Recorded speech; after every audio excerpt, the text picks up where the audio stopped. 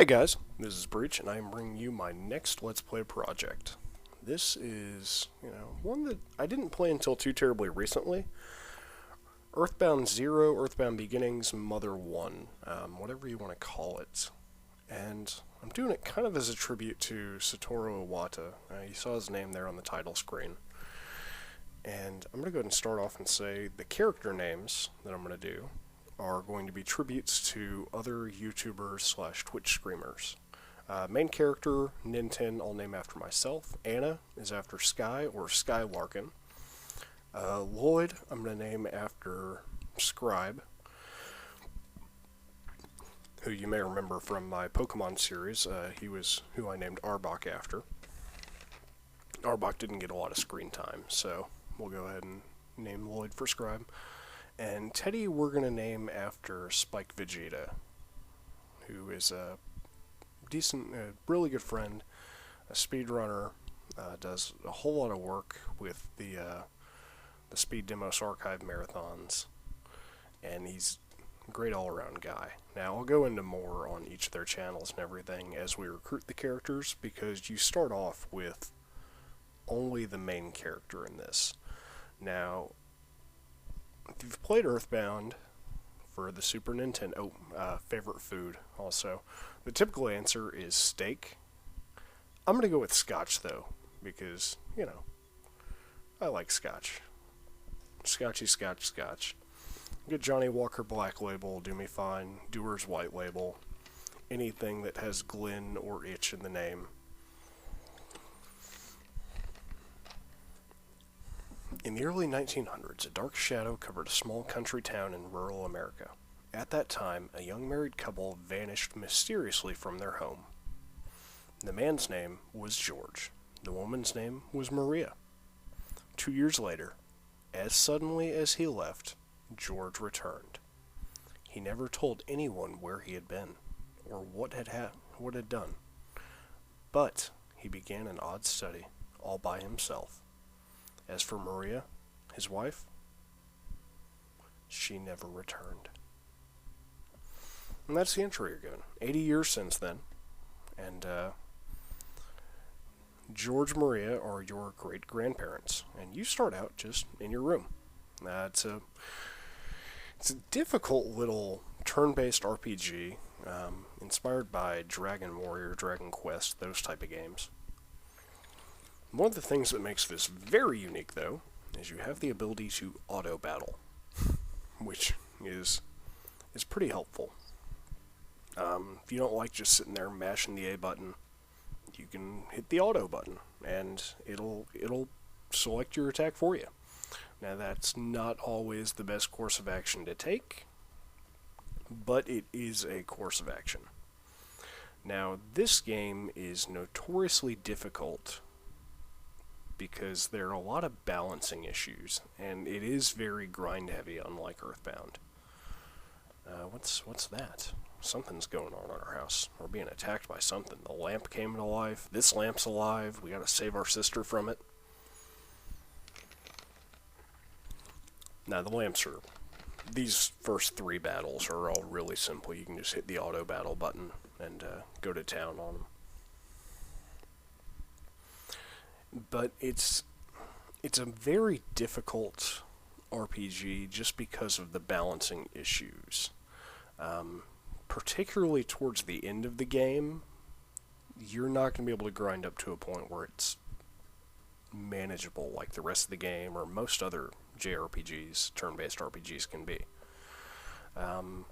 They started running out of time and didn't really playtest the end of the game to make sure it was balanced, so the enemies in the last area are just a nightmare to go up against, and there's nothing really, and there are certainly areas that are blocked off for you that you don't need to go to yet, but there are other enemies and attacks that it's just it's time for you to go back home, and you're going to lose half your money.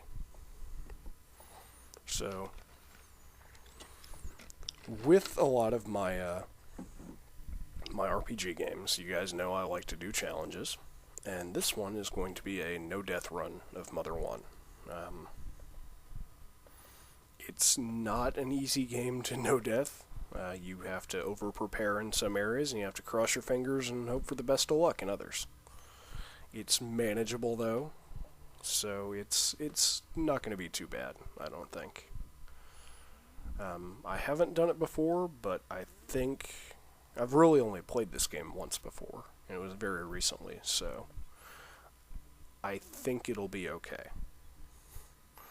Now, like always, you have level up. Instead of MP, you have PP, which, again, as I said in the Pokemon Let's Play, I always think of South Park: The Stick of Truth when Cartman and Clyde are arguing over to what to name your power points.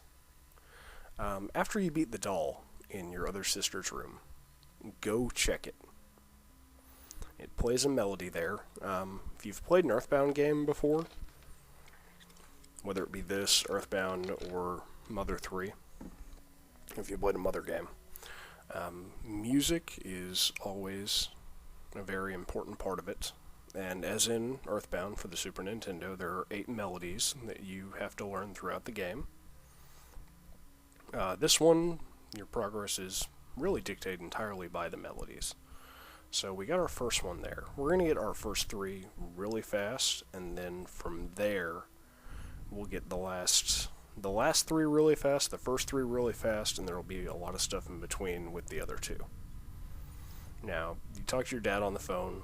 He puts money in the bank for you for whenever you kill monsters. You don't get it instantly like you do in some other turn-based RPGs. But talking to your dad on the phone is how you save the game. And periodically throughout the game, he'll call you and say, "Hey, don't you think you should probably take a break? You've been out there for a while." I mean, you don't have to. You can always say, "No, I do what I want. Respect my authority." And he'll leave you alone. Now, the basement door is locked, and your really only clue that you're supposed to, where the key is, because he tells you left the key somewhere. You talk to them, talk to the dog. Dog tells you to check his collar. So that's how you know to check the dog's collar. As with Earthbound for the Super Nintendo, you have telepathic powers, thus your psi, your magic, and that's how you're able to talk to animals. I actually forgot that, or didn't know that you could get into encounters here in the basement. My first time through, I didn't have any, so didn't know they were down here. But you want to make sure you pick up your great-grandfather's diary. Come episode 4, you'll see why. It's a key item that you'll need for then. I drop it off here with our sister, who manages sort of a bank vault space for items for us. But you come down to the basement, you pick up great-grandfather's diary, which is a key item for later. Piece of bread, which is a healing item. It's in the north present. And the presents are... Oh wait, plastic bat is in the north present. Presents are your treasure chests, and your weapons are bats, yo-yos for Ninten, your main character, Breach in this case, and bread in the other chest, which is a healing item. Food items are always healing items, whether they be bread, a burger, stuff like that. And I'll go in the next episode more on kind of the story and the background of the game. This one I just wanted to intro the game, some of the mechanics. We'll be talking about mechanics as we go along too, because the way you play it is really important.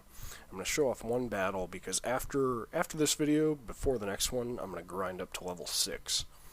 You really want to be level 6 before you go into the town to do the first real quests, because otherwise you're just going to get smoked. And we're going to be fighting snakes, crows. If you're playing along and you run into an enemy named Wally, don't try and fight him until you're about level 3 to 4. He'll increase his own attack and two-shot you. So make sure you watch out for that. New Age Retro Hippie can be a rough one too. He's got a lot of HP.